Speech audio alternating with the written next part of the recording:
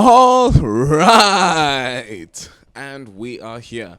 Hi, guys. How is everybody doing today? I would like to introduce you guys to a new feature that we are going to be doing here on It's Not Common Sense. This is INCS MMA. Woo! Myself and one of my good friends, Sheldon, here, we are huge mixed martial arts fans. So Indeed. we wanted to create this platform as a chance for us to talk about the latest MMA news, the latest MMA fights, and also delve into South Africa's deep and rich mixed martial arts culture.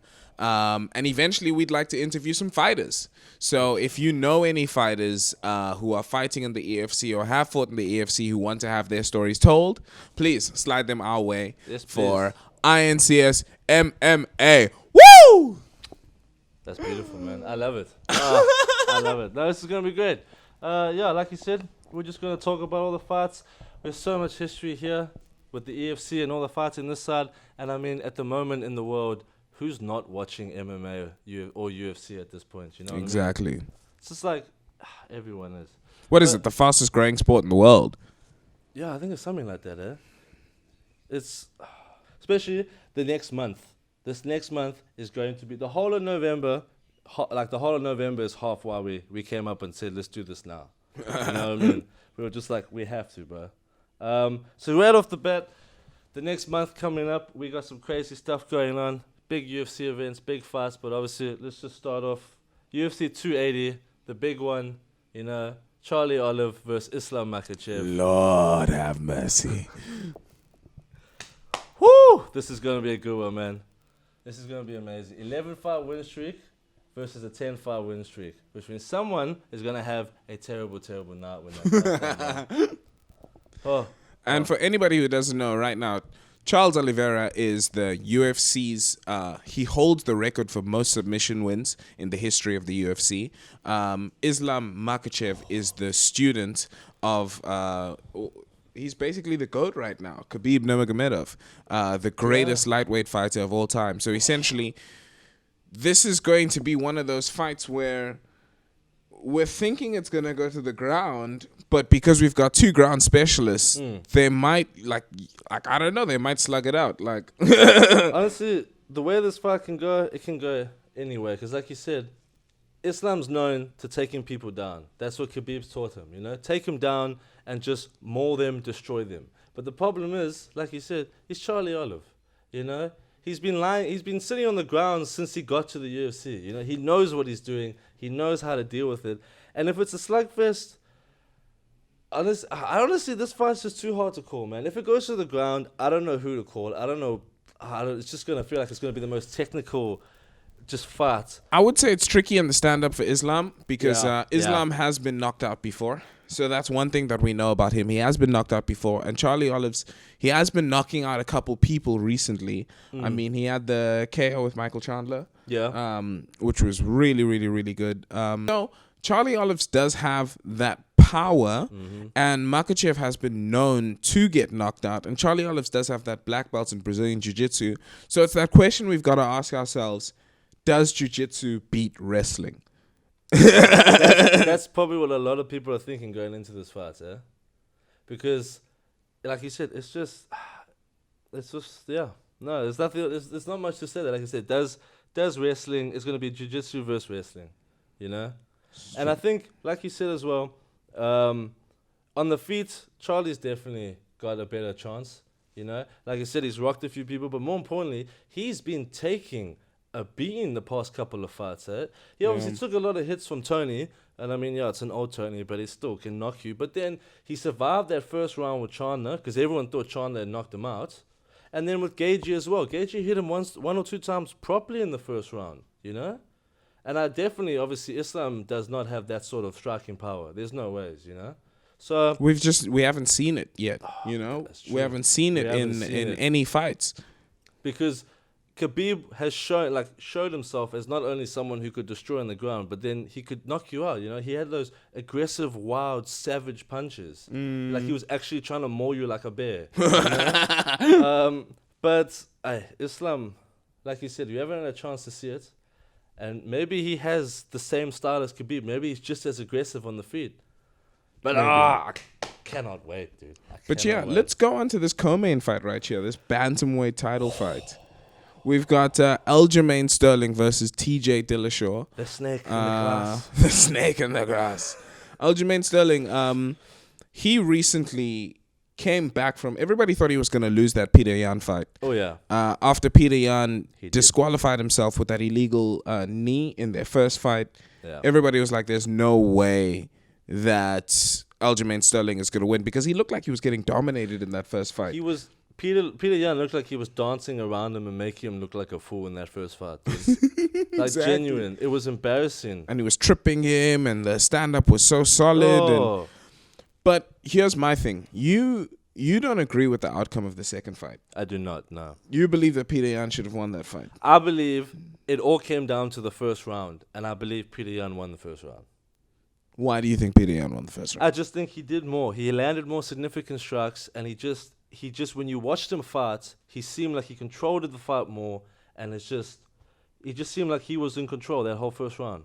When it came off, when that first round happened, I was immediately like, okay, it's a good start for him. Everything just seemed to be in his corner, and then Ojo took 2 and 3, obviously, you know, and then his with that vicious back control. He sat there and for 10 minutes, just literally just lay on the ground and was just like, no, but he was constantly like looking for submissions, like, you know, he was threatening the whole time. No, true. And then, you know, Yan took it back in the 4th and 5th. Now, Ojo says that he took a back seat because, I won the 3 rounds. I was feeling confident. I didn't need to do anything. Obviously, that's a lie. When you're in the fight, you're fighting to win. You know, that's it. You're winning. You want to win all 5 rounds.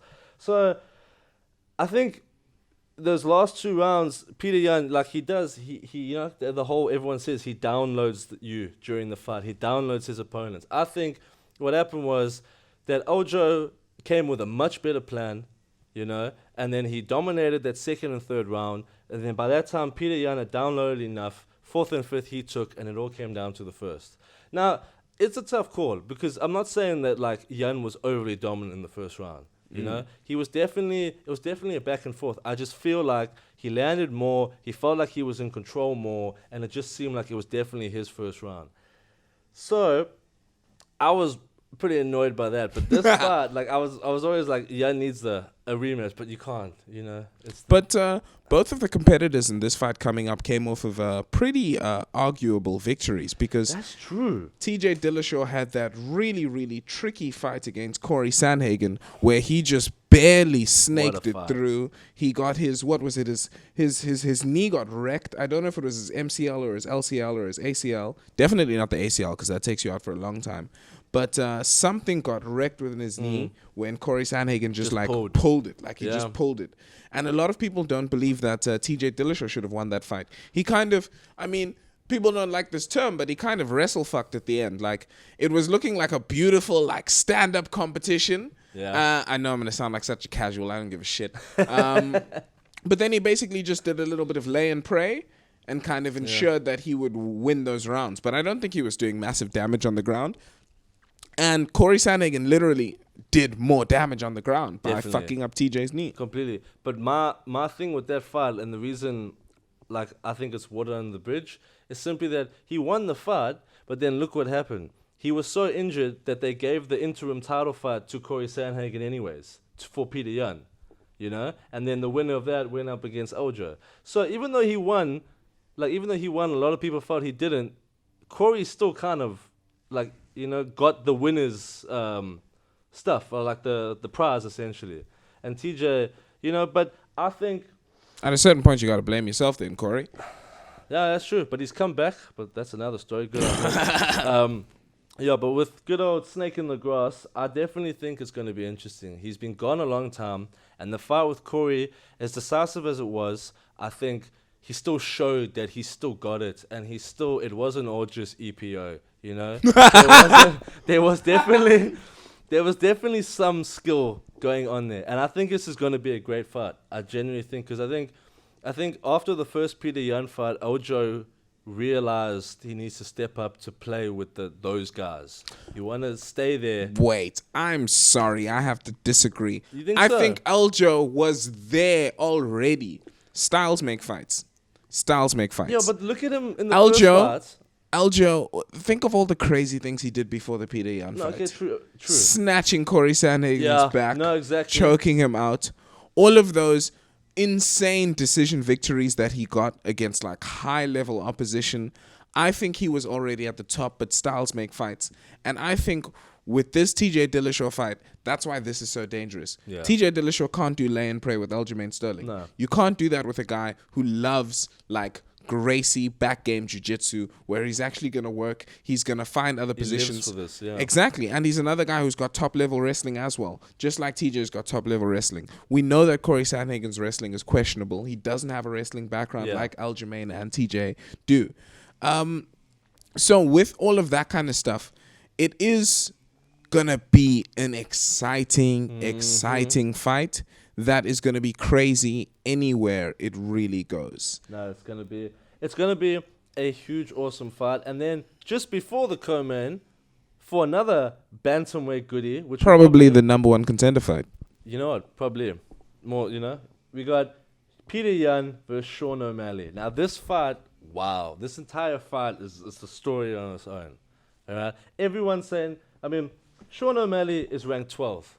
All right, he's not even top 10. His last fight was against that top 15, and it was that controversial no contest because of the eye poke. Peter Yan just coming off the loss with against Aljo. I think he's ranked second, third. He's ranked 1. He's the number one contender. Is he the number one contender? Wow. He's number one contender. Sean O'Malley is skipping 11 people to fight the number one contender. A lot of people were mad, but from what he says and from what Yan says, apparently everyone else in the bantamweight division has a fight. So there was no one left for them. Apparently, Peter Yan said, Sean, if you win your next fight, you can call me out. He called him out. He said he was cool. They spoke to the brass. The fight's happening. It's going to be ridiculous. Now, this is Sean O'Malley's biggest test to date. This is the fight. This is the make or break. In fact, I don't even think so. If he puts on a good show, it's a win-win for him. Even if he loses, but if he can survive, is it 3 rounds or 5? I think it's 3 rounds. It'll be 3 rounds. No, they've got to make that a 5-round fight. It's not co-main. Here's my thing. If that's a 3-round fight, I think that really affects the way in which Peter Yan fights. You make a better point, yeah. Peter Yan, that whole thing that you were talking about, him downloading his opposition. How is that going to... tall, lanky white guy in front of you who's known for his footwork, known for his striking and his boxing. It might be more difficult for him. But the thing is, it is Peter Yan. There's a reason he's the number one contender. There's a reason he stayed up there for so long. I mean, look what he did to get there. Look at the people he destroyed. The power. The people he dominated. The power this man has in his punches. I don't think Sean's actually dealt with anything on that level. That Jose Aldo victory, for example. The Jose Aldo victory was ridiculous. That's when everyone was like, okay, now we know who Peter Yan is. That's when everyone was on board. So this fight, I mean, look, Peter Yan's just looking to stay in title contention, and he's just looking to have a fight, and Sean O'Malley is just looking to get up there and, become the big star that he thinks he is. But I think if it's a 3-round fight, as long as he puts on a good show, he loses nothing from it, But if he wins, if Sean O'Malley goes from rank 12th to rank 2 or 1, because obviously he has to. You beat number one contender. You have to skip almost everybody. Yeah. Wow, that throws the whole bantamweight division on its head. But then it's just the land of the tigers. Yo. After that, it's just you're only fighting top guys. And Sugar Sean O'Malley, he's been given a pretty sweet route up until the Pedro Munoz fight. Yeah. Up until then, he was being essentially cherry-picked opponents. I mean, I wouldn't go as far as saying Bellator stuff, but definitely cherry-picked opponents. Definitely. And now, if he beats Peter Yan, either you're fighting for the belt or you're fighting the top guys. Yeah, exactly. And you're not going down from there. It's similar to what happened with Kevin Holland, where Kevin Holland immediately was fighting some of the top guys in the middleweight division after beating Jacare Souza. And then it was just oh, wow, all these guys are fucking good at wrestling. Yeah. Exactly. No, it's... So, for good old Sugar Show, it's definitely the moment that he's been waiting for. Now he has to see, like you said, does he have what it takes to hang with them? Because if he doesn't get title, then if he doesn't get title, who's next? He'll either maybe fight the loser, which sounds very unlikely, or they'll give him someone like Cory Sandhagen, someone coming off a big win in the top, like guys ranked 5th or 4th. Yeah. So, like you said, he needs to. Oh, this is his moment, bro. This is what he's been giving everyone shit for. This is what he's been like. Oh, get off my back. I've got a plan. This is his moment. Like, this is the Sugar Show. This is the Sugar Show. Here we go, man. What do we have up next? This entire card is so stacked, bro. Next, we've got our good old friend Dariush. Oh, Beneil, Dariush.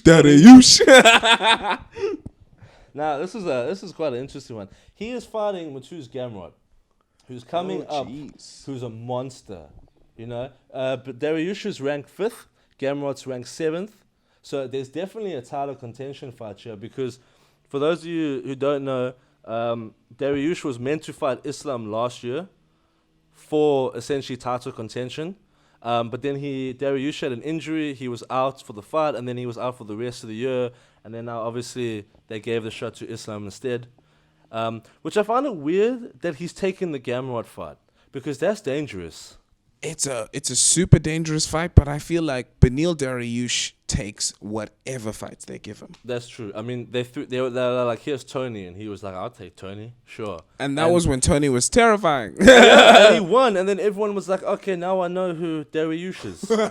Like after he like popped Tony's knee and just dominated him for 3 rounds. No, so like you said, I think he definitely is one of those guys who's just he takes what they throw at him because they were just like, listen, bro. You're not as sellable as Islam. You're not as sellable as Charlie. Unfortunately, it is a popularity contest at the end of the day. And they were just like, listen, bro, you need to work harder. And he's just a guy who just wants to get that title shot.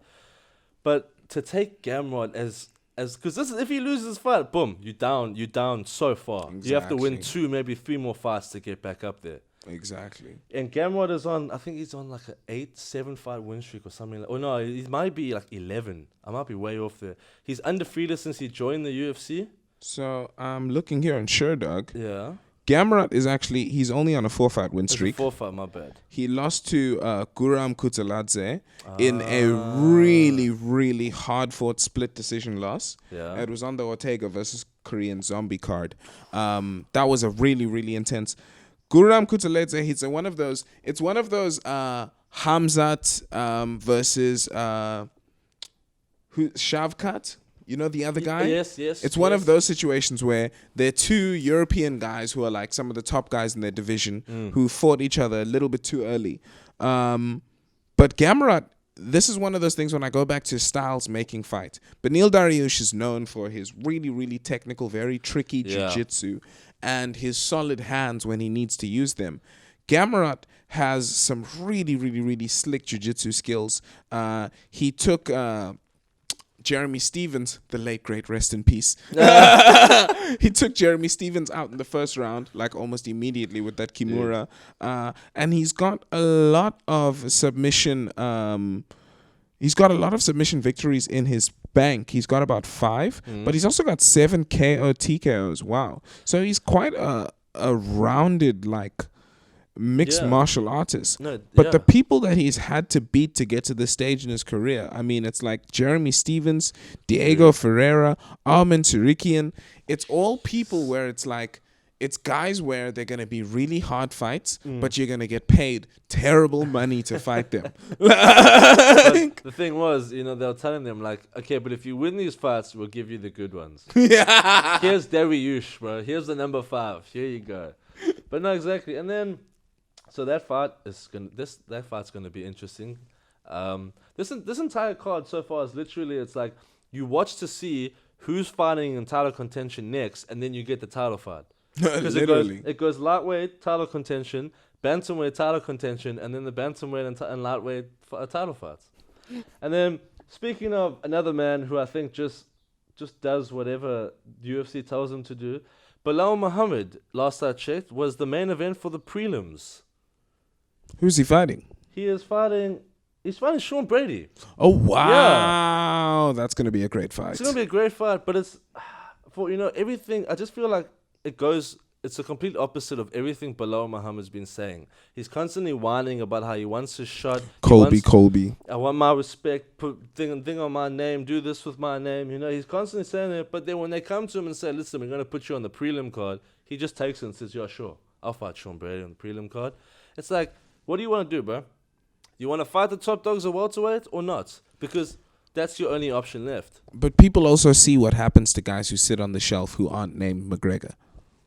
That's true. Or you don't have that thing like Colby. You don't have something to keep you that makes people watch you, like Sugar Show. You know? Isn't Colby still the number one contender though? Yeah, he is still number one contender. He's only ever lost to Usman, so like we get it. No, technically now he wouldn't be, because Usman's gone down to number one. Oh geez, yeah. So now he's probably 2 or 3.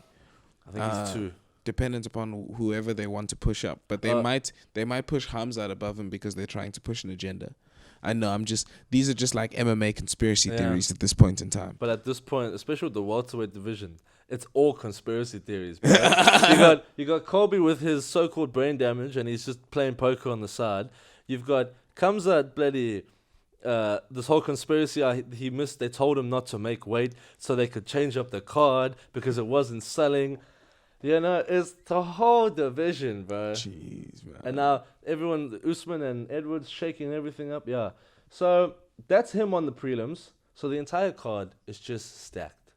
Just quickly, before we just like leave that fight, Sean Brady versus Belal Muhammad, it's 2 high-level grapplers going against each other again. Yeah. Belal Muhammad is a master of the wrestle fuck. Frustrating really the shit out of his opponents. And Sean Brady, I mean, he's gotten some really, really, really top victories going recently. Yeah, Sean Brady's actually been on a tear. He's definitely earned this fight, you know? He's done enough where it's like this feels more like they're giving Sean Brady a shot unless they're giving Belal Muhammad shit, you know what I mean? Like, it's not really a fight that's going to do Belal Muhammad any good. It's going to, like, for him, that's why questions why he took this fight. He can lose everything, because it's the same thing with Dariush. If he loses to Sean Brady, that's you now 2 more 3 fights just to get into the talk of title contention. Ooh, exactly. You know what I mean? See, now that I'm actually looking at Sean Brady's record, the only major victory here, or notable victory, let me say, is Michael Chiesa. He just beat Michael Chiesa via decision.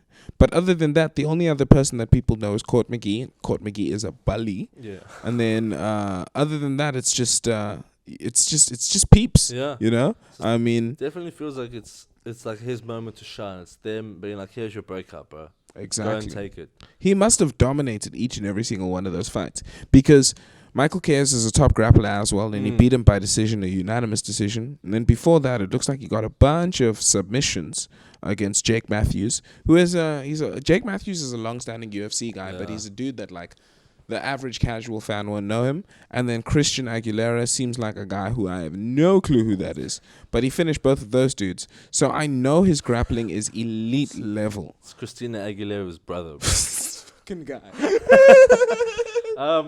But yeah, no, dude, this whole card, there's just like the fact that you got Belal Muhammad on the prelims just shows you what type of card it is. Another person to look out for is I hope I pronounce this correctly. It's Carl Borralho. Borralho. How do you spell that? It's Borralho. Borralho. It's like Borralho. Oh, but he's Brazilian, so it's Borralho. Yeah, exactly. So he's a surging middleweight from Dana White's Contender Series. He's on an 11-fight win streak. He's won both. Oh, jeez. He's won both his UFC appearances so far, and he's just looked very dominant from what I've seen. Shit. He comes out. He's definitely a unique character. They've been hyping him up, hence why he's on the card. He called out Dricus. That's how I know him. He won his last fight. He called out Dricus. Fucking balls on this guy. Yeah, he was just like, give me Duplessis. I want Duplessis. And I was just like, yo. So he's definitely someone to watch, because he does look like a mean middleweight, eh? He just looks like he's all around just very good, very natural. You know, he's clearly been doing this for a very, very long time. Yeah, these new breed of kids who started their lives when they were like 12 years old Dude. going, I want to be a mixed martial artist. It's all the Brazilians as well, bro. Exactly. Anderson Silva just made all these children be like, I want to be that guy. But they say in Brazil it goes soccer, MMA. Oh, really, eh? Like in terms of sports, it's like soccer, MMA. That does make sense, though. It makes a shit ton of sense. Yeah. But yeah, no, man. So that's UFC 280 on the 22nd of October. This week is going to be... I can't wait, bro.